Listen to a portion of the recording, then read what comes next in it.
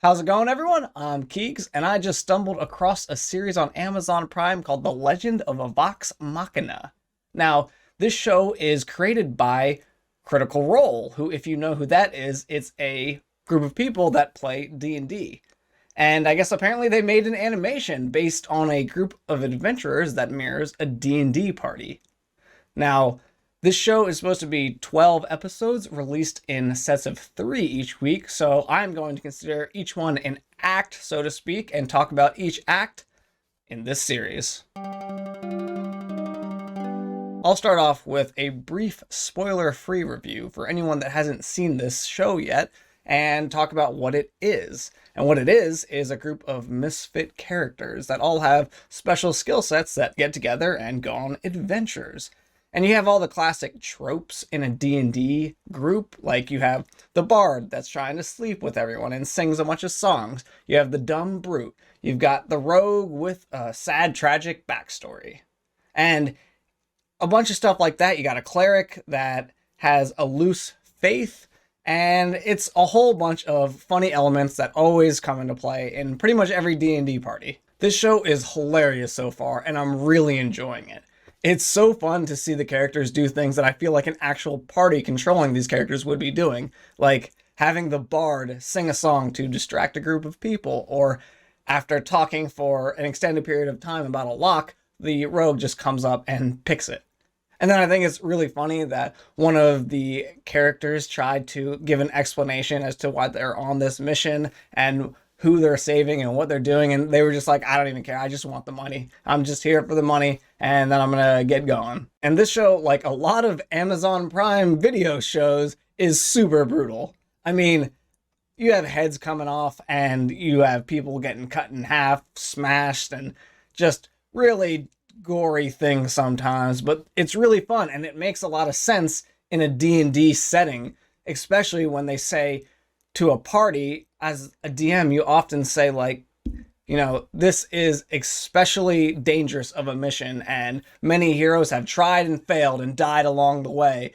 But as a player, you kind of write those things off and say, yep, dangerous mission, let's go. But when you see in a series or a television production, you see people dying, and a whole bunch every time they go in there, just limbs getting ripped off and people dying, and it doesn't really sink in, I feel like, until you see it in this kind of aspect. But it was really fun, and I really enjoyed the brutalness of this show just because it felt true to what a DM is trying to explain is happening to all these characters. There's a lot of twists and turns and secrets that you would expect to find in a D&D based show, and I absolutely love it. And if you like D&D at all, if you like a Critical Role in their content but don't really have time to watch or play, then I suggest that you watch this show, because it might satisfy your D&D fix for a while. Or like me, you might just want to go play D&D afterwards. But you should go watch it. And now I want to get into some spoiler things, because I do want to talk about what's happening in the show and where I think it's going, and just general things that I found very cool. First off, I want to talk about the bar scene at the beginning of episode 1, where they get into a giant brawl and somebody ends up dead. My players end up getting kicked out and permanently banned from the establishment. It was so much fun to see that in animation. I want to say live action, but obviously it's animation. Or things where they go to the shopkeeper, and the shopkeeper's like, oh yeah, I've got a sword that I can sell you that's specifically designed to kill dragons. It's 20,000 gold. How do you want to pay? Cash credit. But your characters obviously have no money, so instead they say, oh, can you just give us some information or something stupid or little? And it's just really, really funny to see that, because your players never have enough gold, but I think that's part of the fun, because it spurs a lot of creativity and innovation while they're out adventuring, because they don't have exactly what they need. They need to come up with something with what they have on hand.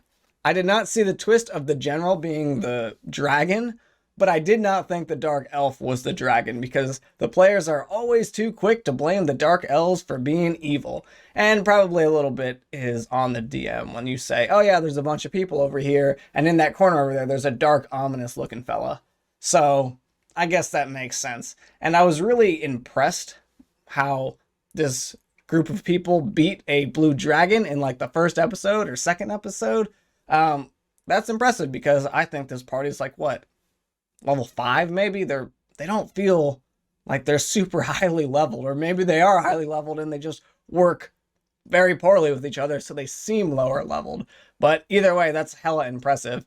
And the first time when they fought the blue dragon, this is reminiscent to my party for sure, where you see something way above your weight class and you're just kind of getting wrecked, and instead of running away, you say, "Nah, we got this, let's rally." So they ran after it, and obviously they ended up getting saved in the end by the elf girl. But all too well do I know when parties run into situations that they really shouldn't handle, even though everything said so far is to the contrary of what they should be doing.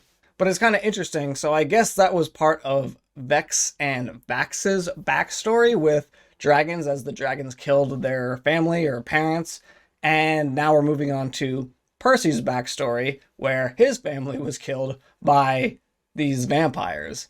And in that fight scene with the rogue, I thought for sure that he was going to die in that fight. In fact, before that, I thought he was going to be mind controlled, and then the players would have to figure out, or the characters, I should say, are going to have to figure out if he's on their side or not, or they'd have to fight him or something like that. But then obviously he didn't do that and just got beat up in the end. But those vampires seem pretty strong, so we'll see how they take him out. Though, that being said, I thought that blue dragon seemed pretty strong too. I love seeing spells that I recognize too. Mage Hand is a big one that they used in there, and the illusion that they had on the platform when they were fighting the blue dragon, and they were like kind of talking smack to this dragon. And I know there's an illusion, but I wonder if there was a little vicious mockery in there. Maybe. All of their powers are good and their skill sets are pretty good, but man, that elf seems really overpowered here. But, of course, she is like the timid one and only unleashes her powers when everybody's in dire need, I guess, or somebody's about to die in the group.